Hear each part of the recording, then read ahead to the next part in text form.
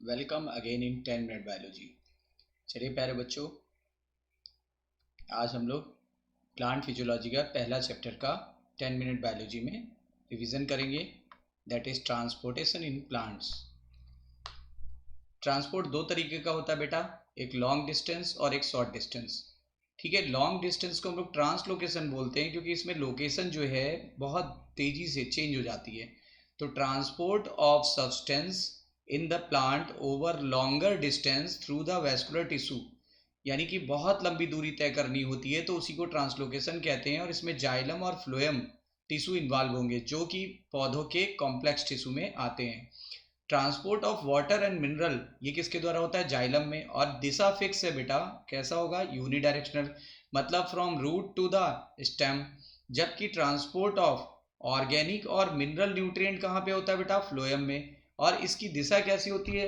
इसकी दिशा होती है मल्टी डायरेक्शनल, मल्टी डायरेक्शनल होती है बेटा। लेकिन अगर यहाँ पे अगर फ्लोएम में केवल दिशा पूछी जाए, केवल फ्लोएम में दिशा पूछी जाए फूड की, तो आंसर आ जाएगा बाई डायरेक्शनल। बाई डायरेक्शनल यानी अपवर्ड भी होती है, डाउनवर्ड भी होती है। मीन्स ऑफ ट्रांसपोर्ट एक दूसरा ट्रांसपोर्ट है जिसका नाम है short distance transport.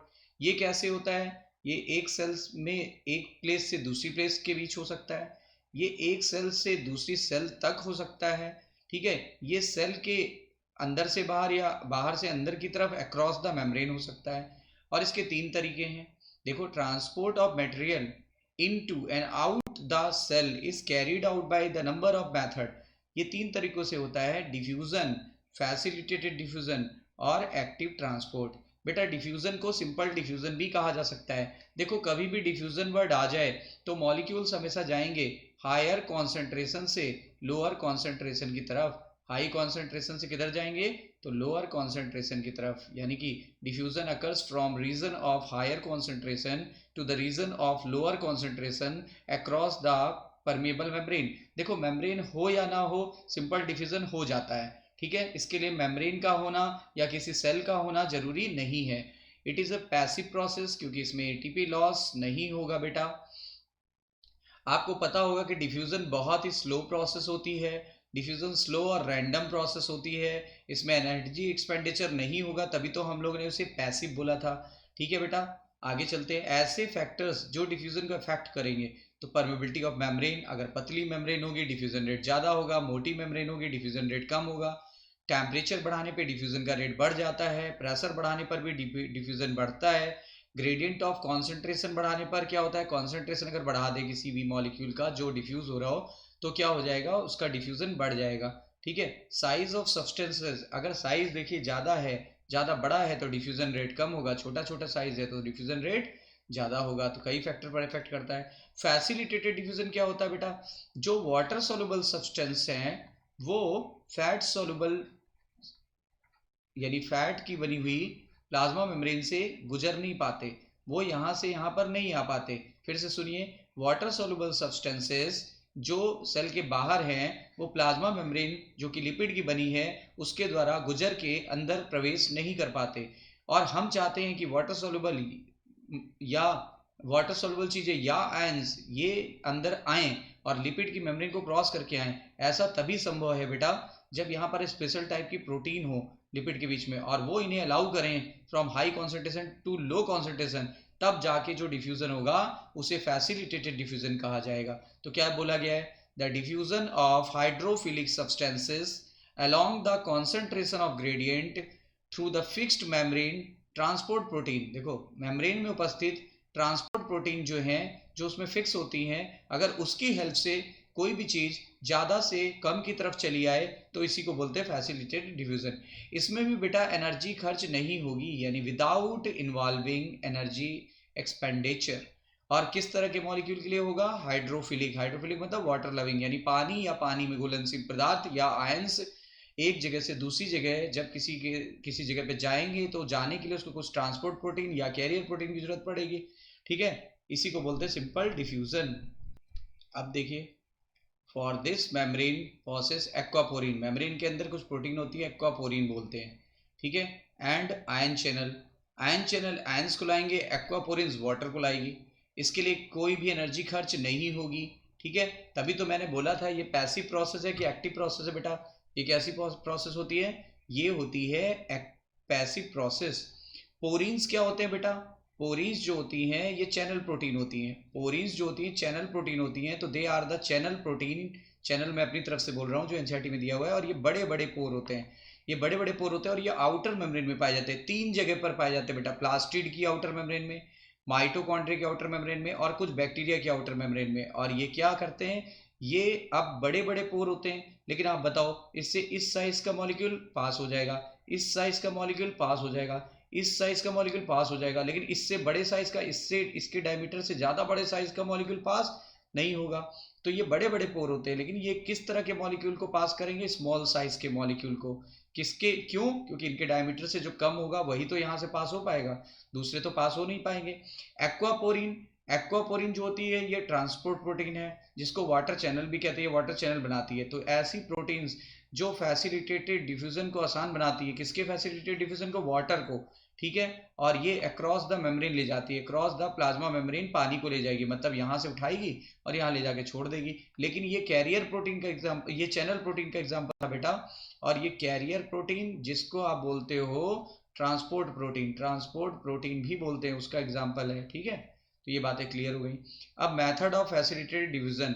Facilitated diffusion में 3 प्रकार की कैरियर या ट्रांसपोर्ट प्रोटीन इन्वॉल्व हो सकती है। सिम्पोर्टर क्या होगा? अगर 2 मॉलिक्यूल मेम्ब्रेन को क्रॉस करके सेम दिशाओं में जा रहा हो एट ए टाइम, तो इसको बोलते हैं सिम्पोर्टर। जैसे इस मेम्ब्रेन से ये भी जा रहा है, इधर से इधर, ये भी जा रहा है, ए भी जा रहा है, बी भी जा रहा है, टाइमिंग एक ही है। एंटीपोर्टर क्या है? अगर 2 मॉलिक्यूल अपोजिट दिशाओं में सेम टाइम पे जाएं, जैसे ए इधर जा रहा है भाई और बी इधर आ रहा है, तो अब बोलो अब क्या होगा? अब हो जाएगा एंटीपोर्टर। और यूनिपोर्टर क्या है? एक मॉलिक्यूल जा रहा है, दूसरा जा रहा है और दोनों एक दूसरे पर डिपेंड नहीं है, यानी single molecule move across the membrane independent of an other molecule. मतलब ए जाए बी नहीं जाए, बी जाए ए नहीं जाए, तो क्या होता है? ये बिल्कुल इंडिपेंडेंट रहेंगे। अब देखिए बेटा, जो भी किसी मॉलिक्यूल को आर पार ले जाएगी उस तरह की प्रोटीन को ट्रांसपोर्ट प्रोटीन बोलते हैं। आपकी एनसीईआरटी में कंफ्यूजन है कि ट्रांसपोर्ट प्रोटीन कैरियर को बोले कि चैनल को बोले, तो वैसे बेटा कैरियर को ही बोलना, लेकिन चैनल भी मॉलिक्यूल्स को ट्रांसपोर्ट कर रही है तो उन्हें भी ट्रांसपोर्ट प्रोटीन की श्रेणी में रखा जाता है। एक्चुअली ट्रांसपोर्ट प्रोटीन जो होती है वो मेम्ब्रेन में प्रेजेंट होती है। कौन सी मेम्ब्रेन में? प्लाज्मा मेम्ब्रेन में। और इनका काम होता है ये सब्सटेंसेस को एक तरफ से दूसरी तरफ ले जाती हैं, यानी मेम्ब्रेन के लेफ्ट साइड से पिक करेंगी और राइट साइड पे ले जाके छोड़ देंगी।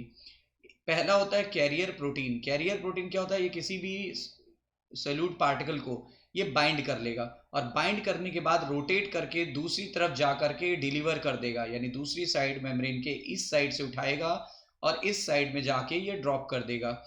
चैनल प्रोटीन जो होती है उसमें आयन चैनल आता है बेटा। आयन चैनल्स पर्टिकुलर आयंस को एक तरफ से लेते हैं और दूसरी तरफ ले जाके छोड़ देते हैं, ठीक है। वाटर चैनल जो होता है ये चैनल प्रोटीन का एग्जांपल है। और ये क्या होते हैं? 8 एक्वापोरिन्स का बना होता है, 8 प्रोटीन का बना होता है जिनको एक्वापोरिन्स कहते हैं, ठीक है। और ये किसको अलाउ करेगा? देखो जैसा कि इसका नाम है, ये ऐसे चैनल है जो वाटर को अलाउ करेंगे, तो ये वाटर सोल्यूबल सब्सटेंसेस होते हैं, ठीक है। और वाटर चैनल चैनल प्रोटीन नहीं है बल्कि ये कैरियर प्रोटीन है, याद रखिएगा। Water channel is not actual channel protein, it is a carrier protein, ठीक है। एनसीईआरटी की लाइन है। एक्टिव ट्रांसपोर्ट क्या होता है बेटा? अगर किसी मॉलिक्यूल को लो कॉन्सेंट्रेशन से हाई कॉन्सेंट्रेशन की तरफ ले जाना है, अगर किसी मॉलिक्यूल को लो कॉन्सेंट्रेशन से हाई कॉन्सेंट्रेशन की तरफ ले जाना है बेटा, तो यहाँ पे एक विशेष टाइप की प्रोटीन की जरूरत पड़ेगी, जिसे अब तक हम कैरियर प्रोटीन कह रहे थे, अब उसी को एटीपी की जरूरत पड़ेगी बेटा। जब एटीपी की जरूरत पड़ती है कैरियर प्रोटीन को तो उसको पंप कहने लगते हैं, इसीलिए यहाँ पे एक वर्ड आएगा पंप। तो देखो क्या लिखा है, एक्टिव ट्रांसपोर्ट कहाँ से कहाँ होगा? इसमें कैरियर प्रोटीन इन्वॉल्व होगी, उसी को पंप बोलने लगेंगे जो कि मेम्ब्रेन में होती है। और एक्टिव ट्रांसपोर्ट में जो एनर्जी है वो यूज होगी इस पंप को चलाने में। ये पंप किस तरफ काम करेगा? Against the concentration gradient. और अगेंस्ट का मतलब क्या होता है बेटा? लो कॉन्सेंट्रेशन से हाई कॉन्सेंट्रेशन की तरफ, मतलब from the low concentration to the high concentration. और अगर कोई चीज बेटा लो कॉन्सेंट्रेशन से हाई कॉन्सेंट्रेशन की तरफ जाएगी तो उसे क्या बोलेंगे? उसे अपहिल ट्रांसपोर्ट बोलते हैं। और ये पैसिव की तुलना से फास्टर होती है। बेटा क्यों फास्टर होगी? अगर कहीं भी एनर्जी की जरूरत पड़ेगी तो वैसे ही रिएक्शन बूस्टअप हो जाएगी। कुछ प्रॉपर्टी है तीनों को जिसको तुलना किया गया है। The first one is special membrane protein की जरूरत पड़ेगी कि नहीं सिंपल डिवीजन में? आंसर आएगा नहीं पड़ेगी। जबकि यहाँ पड़ेगी कौन सी? Channel and carrier. Active transport में पड़ेगी कौन सी? कैरियर। कैरियर को जब एटीपी मिल जाता है तो वो पंप की तरह काम करने लगता है। अप हिल ट्रांसपोर्ट बेटा इसमें हाई से लो की तरफ गया था, लेकिन हमने अप हिल किसको बोला है? लो से हाई की तरफ। तो इसमें नहीं होगा, इसमें भी नहीं होगा, इसमें होगा। चार्ट आपके सामने है। एटीपी इसमें नहीं होगी क्योंकि पैसिव है, इसमें भी नहीं होगी क्योंकि पैसिव है, इसमें खर्च होगी क्योंकि एक्टिव है। तो ये बात भी क्लियर हो गई बेटा। अब बेटा पानी के ट्रांसपोर्ट के लिए मतलब पानी इस सेल से इस सेल में जाएगा या इस सेल से इस सेल में जाएगा, ए से बी में जाएगा कि बी से ए में जाएगा या नहीं जाएगा, ये कैसे डिसाइड होगा? तो direction of water is determined by the water potential. तो वाटर पोटेंशियल को साई डब्ल्यू से इंडिकेट किया जाता है।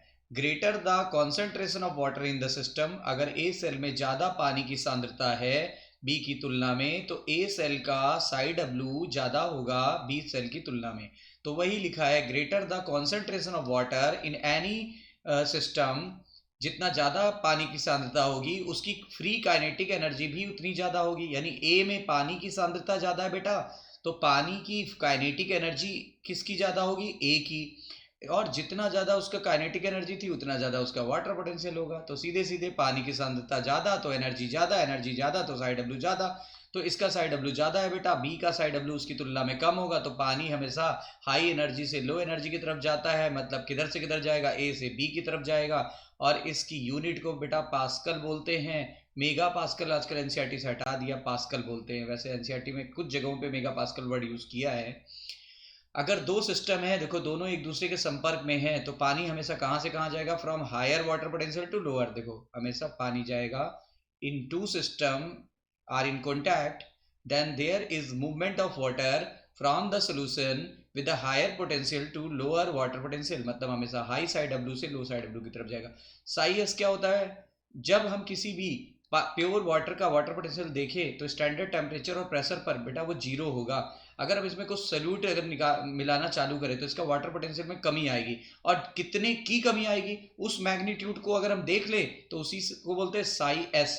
तो magnitude of lowering of water potential मतलब वाटर पोटेंशियल के मैग्नीट्यूड में जो कमी आ रही है, किसकी वजह से कमी आ रही है? किसी भी सोल्यूट के ऐड करने से। कहाँ पर? प्योर वाटर में। तो इसी को बोलते हैं सोल्यूट पोटेंशियल। मतलब प्योर वाटर में कोई भी सोल्यूट ऐड कर दे तो उसके फ्री एनर्जी कम हो जाएगी, उसकी फ्री काइनेटिक एनर्जी कम हो जाएगी, या पानी की सांद्रता भी घटेगी तो उसका साई डब्ल्यू घटेगा तो साई एस भी घटेगा, क्योंकि जितनी घटने में कमी आएगी उसी मैग्नीट्यूड को साई एस कहते हैं।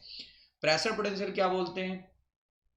Magnitude of increase in the water potential. Water potential के मैग्नीट्यूड में अगर बढ़ोतरी हो जाए तो प्रेशर पोटेंशियल डेवलप हो जाएगा। ऐसा कब होता है?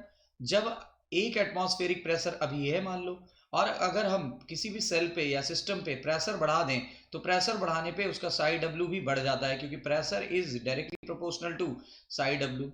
ठीक है, ये बात याद रखिएगा। यानी कि जितना ज़्यादा प्रेशर होगा, एटमॉस्फेरिक प्रेशर से ज़्यादा प्रेशर अप्लाई कर दे प्योर वाटर पे या किसी सोल्यूशन पे तो उसका साई डब्ल्यू बढ़ जाता है। देखो इंक्रीज हो जाएगा psi W. Water potential of pure water is zero कब? At S T P. और तीनों में आपस क्या रिलेशन है? साई डब्ल्यू बराबर Sai S plus psi P. Sai S जो होता है यानी सोल्यूट पोटेंशियल हमेशा निगेटिव होता है। ठीक है, प्रेशर पोटेंशियल ऑलवेज पॉजिटिव ना लिख करके यूजली लिख दो, क्योंकि यूजली होता है पॉजिटिव, क्योंकि जब पानी ऊपर चढ़ता है तो उस समय कुछ जगह पे निगेटिव टेंशन क्रिएट हो जाता है, तो याद रखिएगा। ऑस्मोटिक प्रेशर क्या होता है बेटा? एक्सटर्नल प्रेशर अप्लाई कर दें अगर डिफ्यूजन ऑफ वाटर को रोकने के लिए, मतलब ऑस्मोसिस को रोकने के लिए जितना अपोजिट प्रेशर हम क्रिएट कर देते हैं किसी सिस्टम पर, या पानी के डिफ्यूजन को रोकने के लिए जो भी आप एक्सटर्नल प्रेशर अप्लाई करते हो तो वही होता है osmotic pressure. Osmotic pressure solute concentration पर डिपेंड करेगा। अगर सॉल्यूट कॉन्सेंट्रेशन ज़्यादा है तो ऑस्मोटिक प्रेशर ज़्यादा होगा। सॉल्यूट कॉन्सेंट्रेशन ज़्यादा तो ऑस्मोटिक प्रेशर ज़्यादा, ये इसका रिलेशन है। Numerically osmotic pressure is equal to osmotic potential, मतलब ऑस्मोटिक प्रेशर और ऑस्मोटिक पोटेंशियल इक्वल है, लेकिन दोनों फिनोमिना इक्वल के साथ साथ अपोजिट है। अगर ये पॉजिटिव में वैल्यू तो निगेटिव में वैल्यू है। देखो osmotic pressure has positive sign and osmotic potential has negative sign. Osmosis क्या होता है? इसमें कोई भी सॉल्वेंट या वाटर का मॉलिक्यूल अपने हाई कॉन्सेंट्रेशन से डिफ्यूज करके, ठीक है, फ्री एनर्जी के कारण अपने लो कॉन्सेंट्रेशन की तरफ चला आएगा। इसी डिफ्यूजन ऑफ वाटर को, जो जिसमें सेमी परमेबल या सेलेक्टिवली परमेबल इन्वॉल्व होगी, इसी को बोलेंगे क्या? सेलेक्टिवली परमेबल मेम्ब्रेन इन्वॉल्व होगी, इसी को बोलते हैं सिंपल ऑस्मोसिस। ऑस्मोसिस यानी diffusion of water from the higher concentration to the lower concentration via SPM यानी selectively permeable membrane या semi permeable membrane is known as osmosis। ठीक है, वाटर मॉलिक्यूल हमेशा कहाँ जाएगा? वही पुराना फंडा है, हायर वाटर पोटेंशियल से लोअर वाटर पोटेंशियल। कब तक जाएगा? जब तक कि इक्विलिब्रियम मेंटेन ना हो जाए, मतलब ए सेल का साई डब्ल्यू बी सेल के बराबर ना हो जाए। चलो बेटा, प्लाज्मोलिसिस क्या होती है ये देखते हैं। प्लाज्मोलिसिस का मतलब होता है यदि किसी सेल को किसी हाइपरटोनिक सोल्यूशन में डाल दें, हाइपरटोनिक सोल्यूशन में डाल दें, तो क्या होगा? अंदर क्या होगा? साई डब्ल्यू ज़्यादा है, बाहर क्या होगा? साई डब्ल्यू कम है।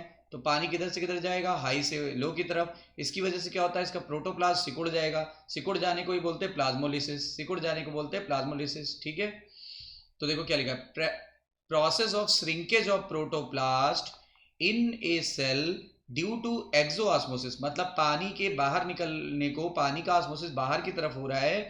ऐसा कब होगा? जब किसी सेल को हाइपरटोनिक यानी मोर कॉन्सेंट्रेटेड सोल्यूशन में डाल दें, तो देखो पानी बाहर आ जाएगा। लेकिन प्लाज्मोलाइज सेल को अगर आप पानी में रख देते हो या फिर हाइपोटोनिक सोल्यूशन में रख देते हैं, मान लो इसी सेल को निकाला जिसका प्रोटोप्लास्ट सिकुड़ गया था, अब इसको वाटर में रख दिया, वाटर वाले सोल्यूशन में रख दिया, या तो फिर डाइल्यूट सोल्यूशन में रख दिया। डाइल्यूट को बोलते हैं हाइपोटोनिक सोल्यूशन। देखो ये वाटर में रख दिया या हाइपोटोनिक में रख दिया, तो बताओ अब प्योर वाटर का वाटर पोटेंशियल ज्यादा होता है, अब ये सीधे सीधे फूल जाएगी, एंडोऑस्मोसिस हो जाएगा। तो फिर प्लाज्मोलिसिस का उल्टा हो जाएगा डी प्लाज्मोलिसिस, और सेल फूल जाएगी। अभी कैसी हो गई थी? फ्लैसिड, सिकुड़ गई थी। अब सेल कैसी हो जाएगी? टर्जिड, तो सेल टर्जिड हो जाएगी। क्या लिखा हुआ है? In a plasmolysed cell is placed in water, a hypotonic solution, it becomes turgid। और प्लाज्मोलिसिस का उल्टा डीप्लाज्मोलिसिस हो जाता है। हाइपोटोनिक सोल्यूशन क्या होता है? बाहर का सोल्यूशन अगर ज़्यादा डाइल्यूट है साइटोप्लाज्म की तुलना में तो हाइपोटोनिक बोलेंगे, और अगर बाहर का सोल्यूशन ज़्यादा गाढ़ा या कॉन्सेंट्रेटेड है साइटोप्लाज्म की तुलना में तो हाइपरटोनिक बोलेंगे। और बेटा अगर बाहर का सोल्यूशन साइटोप्लाज्म के ऑस्मोटिक प्रेशर को बैलेंस कर ले रहा है, मतलब अंदर का ऑस्मोटिक प्रेशर और बाहर वाले सोल्यूशन का ऑस्मोटिक प्रेशर बिल्कुल बराबर है बेटा, तो क्या बोलेंगे? तो उसको बोलते हैं आइसोटोनिक सोल्यूशन। कैस्पेरियन स्ट्रिप कहाँ पाई जाती है? कैस्पेरियन स्ट्रिप टेंजेंशियली प्रेजेंट होती है, ठीक है, और इसमें रेडियल वॉल भी होता है, टेंजेंशियल भी होती है और रेडियल वॉल भी प्रेजेंट होती है। किसके टेंजेंशियल और रेडियल वॉल में प्रेजेंट होती है? एंडोडर्मिस की, endodermis of root, endodermis of root only, ठीक है, वहां प्रेजेंट होती है। और उसमें डिपोजिशन हो जाता है वाटर इनसोल्युबल सब्सटेंसेस का, जिसका नाम है सुबेरिन, ठीक है, सुबेरिन का डिपोजिशन हो जाता है। और यहाँ कैस्पेरियन स्ट्रिप में जो स्पेशल सेल पाई जाती है, जहाँ जहाँ कैस्पेरियन स्ट्रिप नहीं होती वहाँ पे स्पेशल सेल पाई जाती है, इसको बोलते हैं बेटा पैसेज सेल। पैसेज सेल भी एंडोडर्मिस में ही पाई जाती है, लेकिन यहाँ पर कैस्पेरियन स्ट्रिप एब्सेंट होगी। इम्बिबिशन क्या होता है? ये भी special type of diffusion of water ही है, जिसमें क्या होगा, जिसमें चीजें हाई कॉन्सेंट्रेशन ऑफ वाटर से लो कॉन्सेंट्रेशन ऑफ वाटर में ही जाएंगी, लेकिन इसमें कोई सोल्यूशन तैयार नहीं होगा। कोई भी मटेरियल पानी को लेकर के अपने वॉल्यूम को बढ़ा ले तो इसी को बोलते हैं इम्बिबिशन, लेकिन कोई सोल्यूशन तैयार ना हो। जैसे एक लकड़ी का गुटका है, पानी में डाल दो रात भर, थोड़ा सा फूल जाएगा। जैसे प्लाईवुड है, प्लाईवुड के ऊपर पानी पड़ेगा, फूल जाएगा, तो ये इम्बिबिशन होता है। इसका सबसे पुराना उपयोग है बीज अंकुरित होने में, इम्बिबिशन ही काम आता है। सम एग्जांपल ऑफ इम्बिबिशन क्या होगा? अगर एक ड्राई वुड का टुकड़ा ले लिया, पानी में डाल दिया तो उसका वॉल्यूम बढ़ जाएगा, तो इम्बिबिशन हो गया। अगर ड्राई गम ले लिया या अगर ले लिया और पानी में डाल दिया तो बेटा वो फूल जाता है, उसका वॉल्यूम बढ़ जाता है। आप चाइनीज बॉल देखते हो, सरसों के दाने जितनी आती है, रात भर भिगो दो, सुबह फूल के बड़ी हो जाती है, बिल्कुल ऐसे छोटे छोटे गोलियों जैसी, पफ बॉल की तरफ, जेल लाइक, देखा होगा। When seed are placed in the water they swell up, यानी जब बीज को आप भिगाते हो तो क्या होता है? वो फूल जाता है, जैसे छोले, चने, मटर। Swelling of wooden door during the rainy season, अभी बताया था कि प्लाईवुड बरसात के सीजन में फूल जाती है। कंडीशंस क्या है इम्बिबिशन के लिए? एक तो वही वाटर पोटेंशियल ग्रेडियंट, किसके किसके बीच? एब्जॉर्बेंट और इम्बाइब्ड लिक्विड के बीच, मतलब कौन एब्जॉर्ब कर रहा है और कौन से लिक्विड को एब्जॉर्ब कर रहा है बेटा, इस पर भी डिपेंड करेगी। और affinity between the absorbent and imbibed liquid पर भी करेगी कि उसकी कितनी खींचने की तक क्षमता है पानी वगैरह को। ट्रांसपोर्टेशन इन वाटर की बात करते हैं बेटा, water is absorb by the root hair by diffusion, मतलब पानी रूट हेयर द्वारा कैसे एब्जॉर्ब होता है, सिंपली बाय डिफ्यूजन। लेकिन पाथवे कितने काम करते हैं, दो, एक एपोप्लास्टिक और एक सिम्प्लास्टिक। देखो यहाँ देखो, अगर सेल के बीच के स्पेस से कोई चीज आ रही है, अगर सेल के बीच के स्पेस से कोई चीज आ रही है, ये देखिए सेल के बीच बीच में गैप है, यहाँ से कोई चीज स्पेस से आ रही है, तो उसको बोलते हैं एपोप्लास्टिक। देखो ये देखो यहाँ, ये देखो सेल के बीच के इंटरसेलुलर स्पेस से आ जाती है, तब इसको बोलते हैं एपोप्लास्टिक। ठीक है, इसमें through cell wall only, cell के बीच के स्पेस से आ रही है, इंटरसेलुलर स्पेस से। अगर सेल को क्रॉस करते हुए साइटोप्लाज्म से होते हुए आ रही है, तब इसको क्या बोलते हैं, तब इसको बोलते हैं सिम्प्लास्टिक। सिम्प्लास्टिक में क्या होगा, थ्रू द सेल आएगी। ठीक है, तो दो मेथड है। एपोप्लास्ट में क्या होगा, movement occurs through the intercellular space, दो सेल के बीच के स्पेस के द्वारा आ रही है, यहाँ बीच से। ठीक है, या फिर सेल वॉल, या तो फिर क्या हो रही है, वॉल ऑफ द सेल के बीच से आ रही है, यानी ये सेल है, ये सेल का सेल मेम्ब्रेन है, और ये है, अगर यहाँ से होते हुए आ रही है तो भी बोलेंगे। विदाउट इंटरिंग द साइटोप्लाज्म, और साइटोप्लाज्म में इंटर नहीं कर रही है, ये बाहर से चली आ रही है। दिस मूवमेंट इज फास्ट, ये मूवमेंट फास्ट होगा क्योंकि बीच में कोई बैरियर नहीं होगा। रूट में पानी का जो मूवमेंट होता है वो एपोप्लास्ट द्वारा होता है, केवल कैस्पेरियन स्ट्रिप ऑफ एंडोडर्मिस जो कि सुबेरिन की बनी थी, इम्परमेबल थी, वहां पर नहीं होगा। बाकी सब जगह पर लगभग ये क्या होगा, ये एपोप्लास्ट मेथड द्वारा होगा। Most of the water enters through the apoplast, ज्यादातर पानी किसके द्वारा आएगा, एपोप्लास्ट के द्वारा आएगा। ठीक है, क्योंकि फास्ट मेथड है, बल्क अमाउंट ऑफ वाटर आ जाएगा। सिम्प्लास्ट में क्या होगा, पानी अंदर आएगा सेल के। ठीक है, सेल मेम्ब्रेन को क्रॉस करके एक सेल से दूसरी सेल में जाएगा। ठीक है, और किसके थ्रू एक सेल से दूसरी सेल के बीच में जाता है, दो सेल के बीच में प्लाज्मोडेस्मेटा होता है, तो प्लाज्मोडेस्मेटा को क्रॉस करेगा, प्लाज्मा सेल मेम्ब्रेन को क्रॉस करेगा, और इसीलिए इसकी स्पीड स्लो हो जाएगी। और casparian strip region water moves through the symplast, मतलब वो बोल रहा है एपोप्लास्ट में जो पानी कैस्पेरियन स्ट्रिप की वजह से नहीं आ पाया था, वो किस मेथड द्वारा आ जाता है, वो सिम्प्लास्ट द्वारा आ जाएगा। ठीक है बच्चों, एक बार पानी अगर एब्जॉर्ब होकर के आ गया रूट में, चाहे वो जिस विधि से आया हो, एपोप्लास्ट या सिम्प्लास्ट, तो इट विल मूव अपवर्ड, ये रूट से स्टेम की तरफ जाएगा। इसको बोलते हैं ascent of SAP. Ascent of SAP में क्या होगा, इसमें क्या होगा, एसेंट ऑफ सैप में upward movement of water in the form of dilute solution, मतलब डाइल्यूट सोल्यूशन के फॉर्म में ही जा पाएगा, क्योंकि गाढ़ा पानी को ऊपर ढकेलने के लिए बहुत ज़्यादा क्या चाहिए, फोर्स, इतना फोर्स है नहीं। तो क्या लिखा हुआ है कि वाटर मूवमेंट करेगा ऊपर की तरफ, लेकिन किस फॉर्म में करेगा, डाइल्यूट सोल्यूशन के रूप में करेगा। ठीक है, ऑफ मिनरल आयंस, यानी उसमें कुछ मिनरल आयंस भी होंगे। From the root to the top aerial part of the plant through the tracheary element, यानी ट्रैकरी एलिमेंट ऑफ जाइलम के थ्रू पास हो जाएगा। और नीचे की तरफ ग्रेविटेशनल फोर्स लग रहा है, पानी ऊपर जा रहा है, तो अगेंस्ट द ग्रेविटेशनल फोर्स जा रहा है कि अलॉन्ग द ग्रेविटेशनल फोर्स, तो अगेंस्ट द ग्रेविटेशनल फोर्स जा रहा है। इसी को बोलते हैं एसेंट ऑफ सैप, यानी किसी भी फ्लूइड का ऊपर चढ़ना एसेंट ऑफ सैप कहलाता है। और इसके दो थ्योरीज दी गई हैं। सबसे पहले cohesion force, cohesion tension translational pull theory, ये सबसे modern and most accepted theory है, मोस्ट एक्सेप्टेड थ्योरी। इसके अकॉर्डिंग ट्रांसलेशनल पुल द्वारा पानी को खींच लिया जाता है। और दूसरा है रूट पानी को ढकेल देता है, रूट प्रेशर थ्योरी। ये थ्योरी फेल हो जाती है कुछ जगहों पे। Cohesion tension translational pull theory Dixon and Joly ने दी थी। क्या होता है इसमें पानी कंटिन्यूअस धारा के रूप में चढ़ता है, यानी transport of water to the top of the tree through the xylem vessels. इसमें जो फोर्स होगा वो एडेशन फोर्स होगा, पानी का कोहेसन फोर्स होगा। पानी अनब्रोकन कॉलम के रूप में और कैपिलरिटी की हेल्प से जाइलम वेसल्स में ऊपर चढ़ता चला जाता है।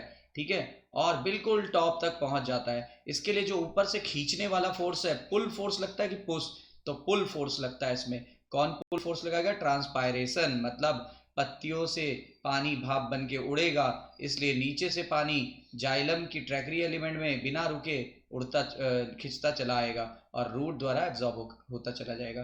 ट्रांसलेशनल पुल क्या होता है, ट्रांसलेशनल पुल से पानी 99% लॉस हो जाता है। जितना पानी लिया गया उसका 99% पानी लॉस हो गया इन the form of water vapour from the surface of leaf, और ये मेनली स्टोमेटा के द्वारा होता है, इसी को बोलते हैं ट्रांसपिरेशनल पुल।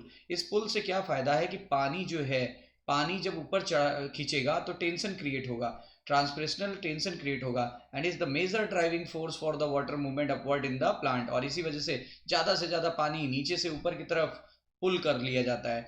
3 फिजिकल फोर्स यहाँ पे काम करते हैं जाइलम सैप में, जो कि ट्रांसपिरेशनल पुल काम करते हैं। फार्मूला है कास, cohesion force, adhesion force, surface tension force. ठीक है, ये देखो, cohesion force, adhesion, surface tension. Cohesion क्या होता है? सेम मॉलिक्यूल के बीच में लगने वाला, जैसे वाटर और वाटर के बीच में जो लगेगा हाइड्रोजन बॉन्डिंग बनेगी ऑक्सीजन और हाइड्रोजन के बीच, उसको बोलेंगे। एडिशन फोर्स क्या होगा? जब पानी के मॉलिक्यूल और जाइलम के पोलर सरफेस के बीच में जो फोर्स लगेगा उसको बोलेंगे। सरफेस टेंशन क्या होता है? जब पानी लिक्विड स्टेज में होता है तो उसका सरफेस टेंशन की वजह से 2 पानी के ड्रॉप एक दूसरे से जुड़ जाते हैं, तो ऐसा लिक्विड फेज में ज़्यादा होता है कि गैसेस फेज में? तो लिक्विड फेज में, इस वजह से सरफेस टेंशन क्रिएट हो जाता है। रूट प्रेशर थ्योरी क्या होती है? ये एक हाइड्रोस्टैटिक प्रेशर है जिसमें जो रूट द्वारा क्रिएट होगा, कब होगा? जब पानी को नीचे से धक्का दिया जाएगा। ऐसा कुछ ही पौधों में होता है, हर्बेसिस प्लांट वगैरह में, बड़े बड़े ट्री में नहीं हो पाता क्योंकि इतनी हाइट तक ये फोर्स पुश नहीं कर सकता। गटेशन इसका एग्जाम्पल है। Loss of water in the liquid phase in the form of water droplet at night and early morning. Night और अर्ली मॉर्निंग में पत्तियों के किनारे की तरफ हाइड्रोथोड पाए जाते हैं, इनसे पानी की बूंदें इकट्ठा होंगी, और इसका मेन कारण था ट्रांसपिरेशनल पुल। तो ट्रांसपिरेशनल पुल द्वारा पानी की बूंदें निकलना, कब निकलना? लेट नाइट और अर्ली मॉर्निंग में, through the special opening of when near the tip, और इसी स्पेशल ओपनिंग को बोलते हैं वाटर स्टोमेटा। वाटर स्टोमेटा का दूसरा नाम क्या होता है? हाइडेथोड। क्या होता है? हाइडेथोड। याद रखिएगा, इंपॉर्टेंट है बेटा। ट्रांसपायरेशन बता ही चुका हूँ, loss of water vapour from the stomata of the leaf and other aerial part in the form of water vapour, इसी को बोलते हैं ट्रांसपिरेशन। कौन से फैक्टर्स को अफेक्ट करते हैं? Temperature, light, relative velocity, relative humidity, wind speed, number and distribution of stomata, water status of the plant, canopy structure. सारी एनसीईआरटी की लाइनें। एडवांटेज क्या है? इससे एसेंट ऑफ सैप होगा, ठीक है, जिससे एक्सेस पानी जो पौधे ने ले लिया है वो रिमूव हो जाएगा। कूलिंग हो जाएगा, याद करो 10 से 15 डिग्री सेल्सियस टेम्परेचर कूल हो जाता है। मिनरल भी सप्लाई हो जाती है, पानी भी सप्लाई हो जाता है फोटोसिंथेसिस के लिए। डिसएडवांटेज क्या है? पौधे की ग्रोथ रिड्यूस हो सकती है, ज़्यादा पानी लॉस हो गया, पौधा परमानेंटली विल्ट कर जाएगा, पौधे की पैदावार घट जाएगी, वेस्टेज ऑफ एनर्जी हो रही है। और इसीलिए एक साइंटिस्ट थे कर्टिस ने बोला था कि transpirational is necessary evil. Transpirational is necessary evil मतलब एडवांटेज भी है और डिसएडवांटेज भी है, नेसेसरी भी है और बुराई भी है। Opening and closing of stomata. Opening और क्लोजिंग ऑफ स्टोमेटा का एक ही कारण है कि जब गार्ड सेल में बाहर से पानी आ जाए तो वो टर्जिड हो जाए तो फूल जाएगी, और इसमें हेल्प कौन करेगा? सेलुलोजिक माइक्रोफाइब्रिल जो cell wall of guard cell में पाए जाते हैं वो हेल्प करते हैं। एंडोऑस्मोसिस पानी का अंदर आना, एक्सोऑस्मोसिस पानी का बाहर जाना, ठीक है। Uptake of transport of mineral nutrients. Ion absorb होते हैं बाय द रूट, वो दोनों तरीकों से एब्जॉर्ब हो सकते हैं, पैसिवली और actively. Active Uptake of ions requires ATP. कभी भी एक्टिव ट्रांसपोर्ट कहीं भी होगा, किसी भी चीज का होगा बेटा, तो एटीपी की जरूरत पड़ेगी। स्पेसिफिक प्रोटीन की जरूरत भी पड़ती है जो पंप कर देती हैं आयंस को from the soil into the cytoplasm of epidermal cell of root, और फिर फाइनली एपिडर्मिस से कॉर्टिकल सेल में चली जाएगी, कॉर्टिकल सेल से एंडोडर्मिस में चली जाएगी, पेरीसाइकिल में चली जाएगी, फिर जाइलम में चली जाएगी, फाइनली जाइलम में आ जाएगा। और यहाँ पे बहुत सारे ट्रांसपोर्ट ऑफ आयन होते हैं of to all the part of plant is carried through the water stream, यानी एक जगह से दूसरी जगह पानी की धारा द्वारा जाएगा। ओल्ड डाइंग लीफ, जो पत्तियां मर रही हैं उनका जो मिनरल होता है वो मोटाइल होगा। अगर मोबाइल मिनरल है तो यंगर लीफ को सौंप दिया जाएगा, तो इनकी डेफिशिएंसी किस में आएगी? ओल्डर लीफ में। और अगर इमोबिलाइज मिनरल है जैसे कैल्शियम और सल्फर, तो कैल्शियम और सल्फर यहाँ से निकल के यहाँ नहीं जा पाते, तो इनकी कमी अक्सर किस में आ जाती है? यंगर लीफ में। तो याद रखिएगा, older dying leaf export much of the their mineral content to younger leaf and element like NKPSMG। NKPSMG are mostly mobilise और calcium and sulphur are immobilise. Mass flow hypothesis ये कहती है कि mesophyll cell जो कि leaf में पाई जा रही थी उसने फोटोसिंथेसिस करी, फोटोसिंथेसिस करने के बाद खाना बना, खाना ट्रांसपोर्ट होता है सुक्रोज के रूप में, यानी खाना बनता है मोनोसेक्राइड के रूप में, ट्रांसपोर्ट होता है डाइसेक्राइड के रूप में, लेकिन बेटा अंत में स्टार्च के रूप में स्टोर करेगा जो कि एक पॉलीसेक्राइड है। तो आप देख रहे हैं कोई भी चीज़ बनी सिंपल फॉर्म में, ट्रांसपोर्ट हुई कॉम्प्लिकेटेड फॉर्म में और स्टोर होती बहुत ही कॉम्प्लिकेटेड फॉर्म में। सुक्रोज के आने से, सुक्रोज एक सॉल्यूट है तो बेटा ऑस्मोटिक प्रेशर बढ़ जाएगा।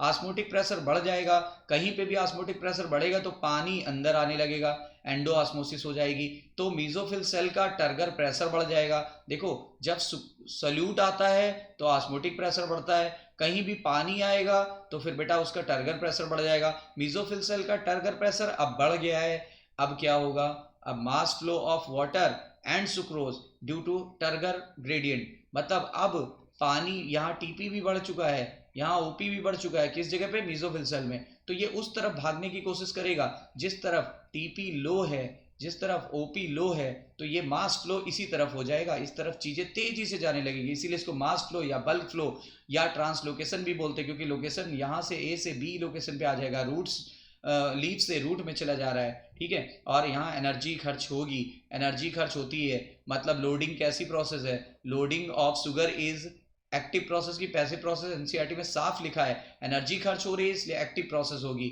इन mass comes in companion cell and then into the sieve tube cell. अब ये क्या करेगा, एनर्जी खर्च करके पहले कंपेनियन सेल में ले जाएगा और कंपेनियन सेल के न्यूक्लियस के हेल्प से प्रेशर ग्रेडियंट मेंटेन हो जाएगा और इसी प्रेशर ग्रेडियंट की वजह से अब खाना sieve tube of phloem cell में चला जाएगा। सीड ट्यूब सेल किसकी है, फ्लोएम की, उसमें आ गया। अब ये है फ्लोएम, इसमें खाना लोड हो चुका है और बगल में है जाइलम, इसमें भरा है पानी, इसमें भरा है फूड।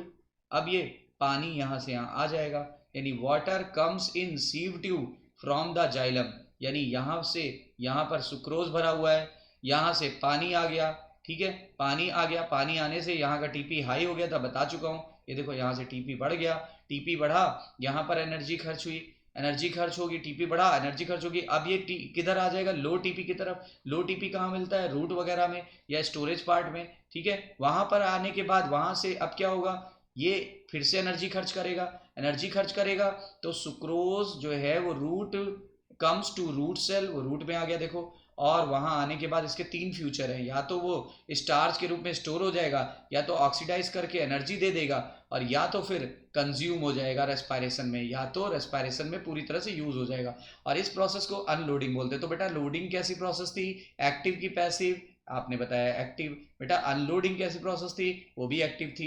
अब क्या हो जाएगा, जब ऐसा हो जाएगा तो सुक्रोज की कमी आ गई रूट में, तो रूट में सुक्रोज की कमी आई, मतलब सॉल्यूट की कमी आई, तो उसका ऑस्मोटिक प्रेशर घट गया और पानी वापस चला जाएगा बेटा अपने घर, पानी वापस चला जाएगा, तो रूट का टीपी भी घट जाता है, रूट का टीपी भी लो हो जाता है। इस प्रकार आप देखो यहाँ का टीपी हाई था, यहाँ का टीपी लो था, चीजें इधर से इधर भागने लगी, ठीक है।